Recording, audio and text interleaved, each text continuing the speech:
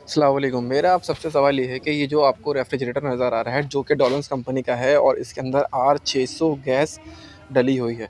तो आप मुझे बता सकते हैं कि इसके अंदर लीकेज आपको किस जगह से नज़र आ रही है? मैंने सारे जॉइंट्स आपको दिखा रहा हूँ स्टेप बाय स्टेप करके, तो आप मुझे इसमें फाइंड करके बताएँ कि आपको लीकेज किस जगह पर नज़र आई है? तो इसमें आप सबका इम्तिहान है, आप मुझे डिटेल में देख के बता सकते हैं क्योंकि मैंने भी वीडियो देखकर ये अंदाज़ा लगाया कि लीक कहाँ से है। अब मैं देखता हूँ कि आप लोग अंदाज़ा लगा सकते हैं या नहीं। तो जो भी आपको आंसर लगे, जहाँ से भी आपको लीक नज़र आ रहा हो, तो मुझे कमेंट सेक्शन में ज़रूर बताएँ, मुझे इंतज़ार रहेगा। Thank you so much.